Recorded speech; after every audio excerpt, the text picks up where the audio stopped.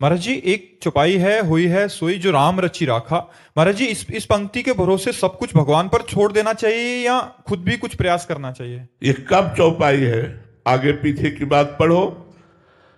भगवान शंकर ने भगवान श्री राम जी को देखा कि हे खग, हे मृग, हे मधुकर श्रेणी, तुम देखी सीता मृग नैनी, ऐसा विलाप कर रहे हैं।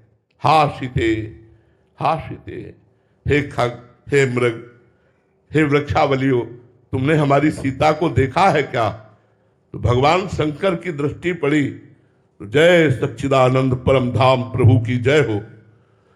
तो सती जी के मन में प्रश्न खड़ा हो गया। भगवान की सगुण लीला बड़ी विचित्र है। या देवी सर्वभूतेषु बुद्धि रूपेण संस्थिता, नमस्तस्यै नमस्तस्यै नमस्तस्यै नमो नमः। जो देवी सबकी बुद्धि के रूप में विराजमान है, आज उन्हीं की बुद्धि काम नहीं कर रही। भगवान की लीला देखकर सती जी ने विचार किया कि भगवान शिव सत्य है और सत्य भगवान शिव कह रहे हैं सच्चिदानंद परम धाम की जय हो, और प्रणाम कर रहे हैं। यदि ये सच्चिदानंद परम धाम है तो ये पूछ क्यों रहे हैं हे खग, हे मृग, हे मधुकर श्रेणी, तुम देखी सीता मृग नैनी? दो बातें। एक तो सीता जी की इतनी विराग्नि, सच्चिदानंद में इतनी आसक्ति। दूसरी कि ये खग मृग पशु पंछियों से पूछ रहे हैं, सर्वज्ञ नहीं है, क्योंकि सच्चिदानंद तत्व तो सर्वज्ञ होता है। इनको पता होना चाहिए सीता कहां है। यदि ये राजकुमार है तो भगवान शिव ने इन्हें सच्चिदानंद कहा, और यदि सच्चिदानंद है तो ये खग मृग पशु पंछियों से क्यों पूछ रहे? अस संशय मन भयो अपारा। बड़ा संशय हो गया। भगवान शंकर ने देखा सती के मन में संशय है, तो भगवान शंकर ने बताया, मुनि धीर जोगी सिद्ध संतत विमल मन जे ध्यावहि। बड़े बड़े सिद्ध मुनिजन जिनका ध्यान करते, ये भगवान श्री राम नर लीला कर रहे हैं, इसलिए ऐसा पूछ रहे।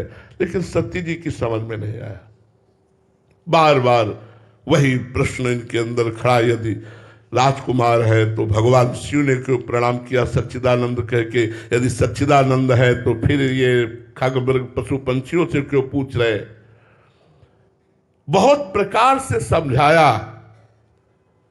जब देखा कि इनके मन का संशय ही नहीं जा रहा, तब कहा, जो तुम्हारे मन अति संदेहु तो किन जाय परीक्षा ले हो। अगर तुम्हारे मन में बहुत संदेह है तो तुम परीक्षा ले लो जाकर के, सच्चिदानंद प्रभु है। सती जी परीक्षा के लिए चल पड़ी। जब परीक्षा के लिए चल पड़ी, पूरा भगवान शिव ने उपाय करके देख लिया संशय निवृत्ति के लिए, और नहीं रुकी और परीक्षा के लिए चल पड़ी। तब कहा, होई सोई जो राम रचि राखा, को करी तर्क बढ़ावे साका, अस कही जपन लगे हरिलावा, सती गई जहां प्रभु सुख धामा। तो ये चौपाई हमें क्या सिखाती है कि पहले हम पूरा प्रयास कर ले।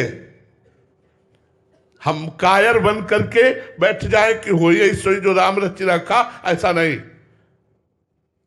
पूरा प्रयास कर ले, इसके बाद फल की तरफ जब हमारी दृष्टि जाए तब हो ही सोई जो राम रचि रखा, वही होगा जो भगवान ने रच रखा है। इसमें कायरता नहीं आनी चाहिए कि हम हाथ पे हाथ रखे बैठे हो, कह रहे हो ही सोई जो राम रचि रखा। नहीं, अपने कर्तव्य का पालन करते हैं और फल पर, उसके परिणाम पर हो ही सोई जो राम रचि रखा। कर्मण्येवाधिकारस्ते मा फलेषु कदाचन।